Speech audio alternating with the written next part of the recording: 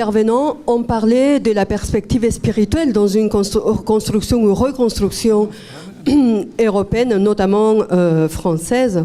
Moi, j'aimerais bien savoir quelle serait la place précisément de cette spiritualité.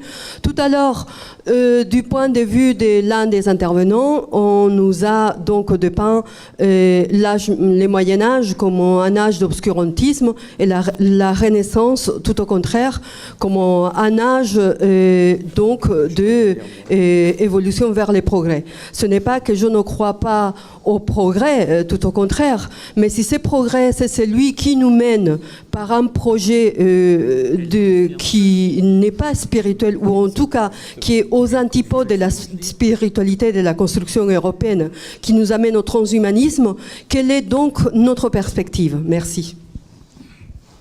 À vrai dire, c'est pas tout à fait à nous qu'il faudrait poser la question, c'est peut-être qu'il faudrait se tourner vers l'actuel synode sur la synodalité de l'Église catholique, parce qu'on a quand même un problème, c'est l'Église aussi, les évolutions de l'Église. Voilà, moi je vois quand même autour de moi quand même beaucoup de catholiques qui sont complètement déboussolés par ce qui se passe dans l'Église. En Angleterre, l'Église anglicane, je ne sais pas quelle est sa situation, mais elle n'est pas très forte. Elle est pire encore. Donc là, on n'est pas dans la. On ne s'occupe pas a priori de religion. Qu'est-ce qu'il en est en Angleterre? Tiens, dites-nous. Non, mais l'Angleterre est un désert spirituel de toute façon. Donc, quoi que fait l'Église anglicane ou l'Église catholique, personne n'y prête la moindre attention. Je voulais en fait répondre sur le mérite, sur la question précédente. Comment récompenser le mérite? C'est pas moi l'homme politique ici, mais je pense que la réponse, elle se trouve aussi dans les questions d'argent. Je pense qu'il faut quitter l'Union européenne et donc arrêter les contributions gigantesques que fait la France et les autres pays contributeurs au budget. Je pense qu'il faut arrêter la folie climatique et arrêter les dépenses faramineuses sur l'hystérie climatique. Je pense qu'il faut arrêter les dépenses grotesques sur l'immigration. Je ne sais pas combien de personnes sont inscrites à la sécurité sociale en France, mais je pense que ce chiffre dépasse 100 millions alors qu'il n'y a que 60 millions d'habitants en France, ou 70. Il faut supprimer toutes les autres allocations qui aspirent l'immigration. Et avec toutes ces économies-là, il faut les donner à l'éducation nationale et récompenser le mérite comme cela.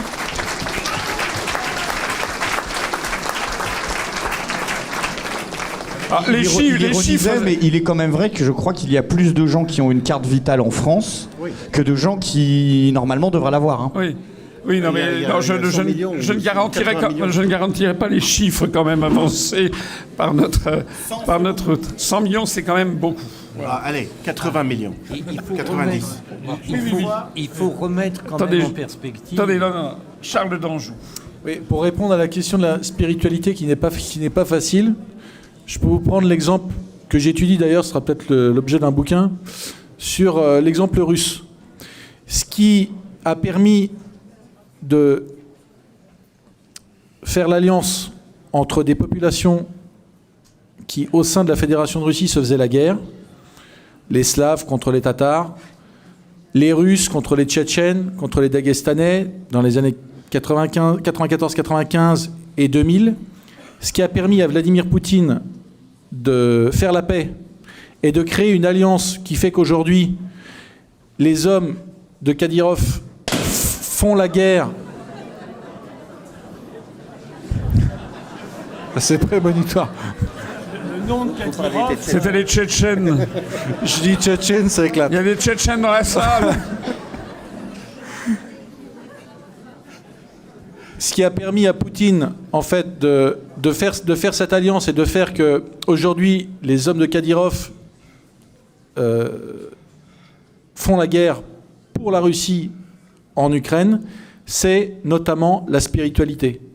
Poutine a replacé la spiritualité, quelle que soit la religion orthodoxe, la religion musulmane, la religion juive, il a replacé la spiritualité comme un des fondamentaux de l'État russe.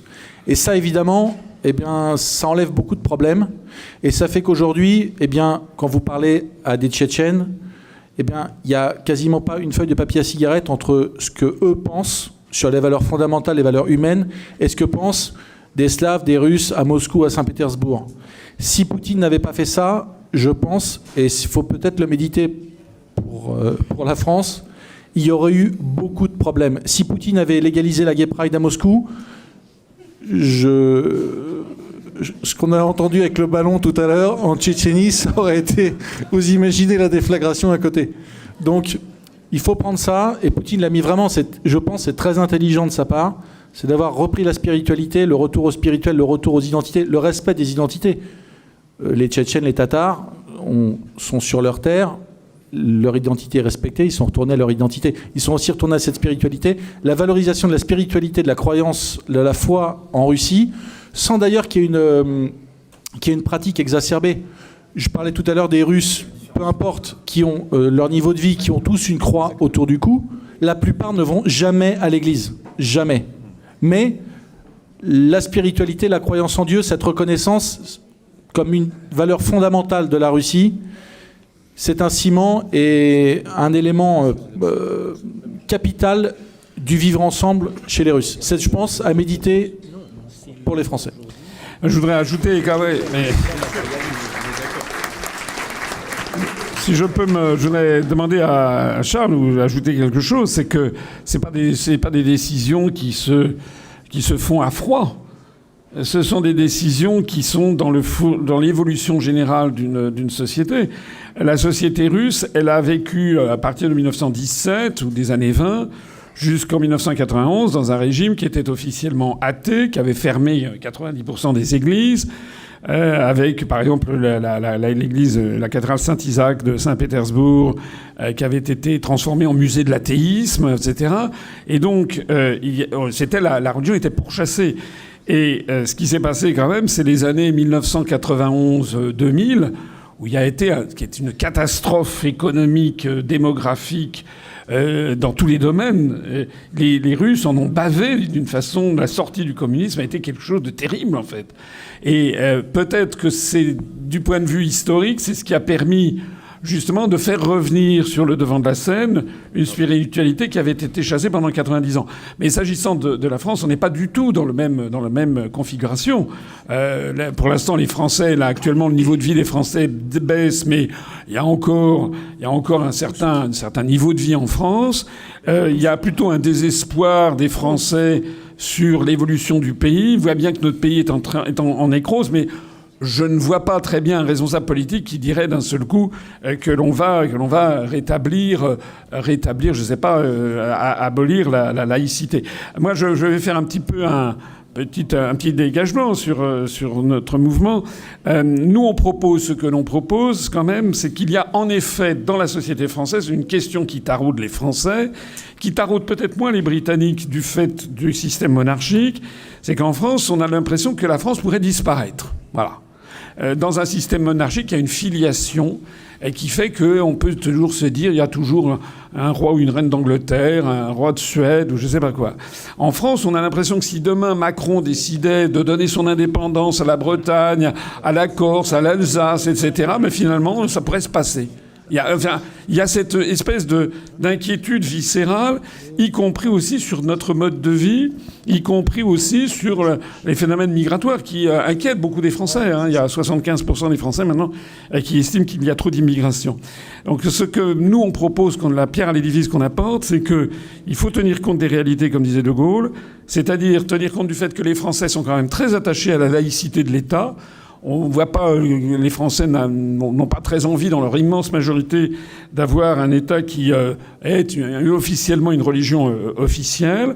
Les Français admettent très bien que les gens aient d'autres religions ou qu'ils n'en aient pas du tout d'ailleurs. Les Français admettent très bien aussi que les gens aient l'orientation sexuelle qui est la leur. Mais le mode de vie à la française, c'est que ça doit rester dans la vie privée. Ça n'est pas quelque chose que l'on doit mettre sur le devant de la scène. À l'américaine, puisque l'américaine, c'est tout le contraire, c'est le communautarisme, c'est réduire quelqu'un à sa religion, à son orientation sexuelle, aussi, et ça, comme pour essayer de morcelliser la société.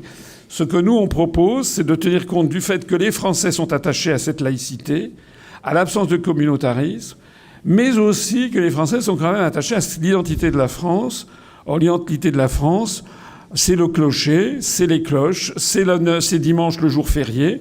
Ça n'est pas le jeudi-vendredi, parce que le week-end pour les musulmans, c'est le jeudi-vendredi. Ça n'est pas le samedi, c'est pas le Shabbat. Non, c'est le dimanche.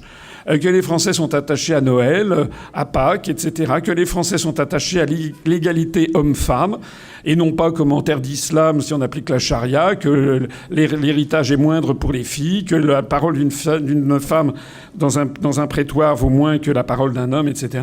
Les Français sont les héritiers d'une histoire qui s'appelle l'histoire chrétienne de la France sur 1500 ans. Et donc, nous, ce que l'on propose, c'est d'essayer de réconcilier ces deux choses en précisant que la France est un pays, est une république laïque, c'est actuellement inscrit dans la Constitution, mais on propose d'y ajouter république laïque de tradition chrétienne. Et pourquoi ceci ? Parce que ça permettrait de régler un problème. Ça permettrait de régler tous les problèmes à la fois. Laïque, ça veut dire que tout le monde peut avoir sa religion de façon non ostentatoire. On peut avoir une mosquée non ostentatoire, c'est d'ailleurs le cas, une synagogue, etc. Chacun peut avoir sa religion ou ne pas avoir de religion. Mais de tradition chrétienne, ça permettrait notamment au Conseil constitutionnel ou au Conseil d'État, par exemple, lorsqu'ils seront saisis c'est inévitable, parce que ça se passe à Cologne en Allemagne, ça se passe aux Pays-Bas, ça se passe maintenant dans le Bronx à New York, d'avoir des gens qui vont vouloir avoir des mosquées avec des minarets, avec l'appel du muezzin. Et actuellement, si on a la stricte laïcité, si on met toutes les religions au même niveau, eh bien, vous aurez un responsable du Conseil d'État qui dira c'est normal, et on aura bientôt l'appel du muezzin dans Paris. Et ça, je pense, on est parti directement là-dessus. Et je dis ça de façon tout à fait sereine, ça n'est pas être anti-musulman de dire ça, c'est que nous avons des traditions en France, et à partir du moment où on aurait inscrit ça dans la Constitution, eh bien, on peut obliger à ce que la France reste ce qu'elle est, c'est-à-dire que les gens ont le droit d'être dans une religion minoritaire, mais ne peuvent pas la vivre de façon aussi ostentatoire que les autres. J'ajoute que ceci, c'est un principe de respect des identités. Et vous savez qu'à l'UPR, nous avons beaucoup de Français d'origine musulmane, d'origine maghrébine, et qui sont donc musulmans. Nous avons de toutes les religions, d'ailleurs. Mais pour nous, ce qui est important, c'est le respect. Et les Français d'origine musulmane comprennent très bien que ce qui va de pair avec la proposition qu'on fait, c'est un respect des autres civilisations. Par exemple, nous, ce que je persiste personnellement à considérer comme scandaleux, c'est que la France passe son temps à aller donner des leçons de morale à la planète entière. Voilà. Il n'est pas normal que l'on veuille favoriser, par exemple, je ne sais pas quoi, on a un ambassadeur aux droits LGBT, par exemple, qui a été envoyé au Cameroun, à Paul Biya, qui a 92 ans. Quand il a vu qu'il y avait un ambassadeur de France aux droits LGBT qui venait le voir, il a refusé, il l'a déclaré persona non grata. Bon. Et puis, c'est comme si on demandait... Moi, je suis désolé, mais le port du voile en Afghanistan, ça ne concerne pas les Français, ça concerne les Afghans. Voilà. Et le port du voile en Iran, ça concerne les Iraniens. On en pense ce que l'on veut, mais il y en a assez que la France donne en permanence des leçons de morale et des leçons de savoir-vivre et de tenue aux autres pays du monde. Et à partir du moment où on respecte les autres civilisations, nous sommes fondés aussi à dire aux autres, respectez-nous, la France, c'est un pays qui a 1500 ans de tradition chrétienne et qui entend conserver ses traditions, même si nous admettons parfaitement que des gens aient des religions minoritaires. La proposition qu'on fait, moi je ne l'ai vue nulle part, c'est une proposition tout simplement de bon sens et qui traduit les réalités de la société française.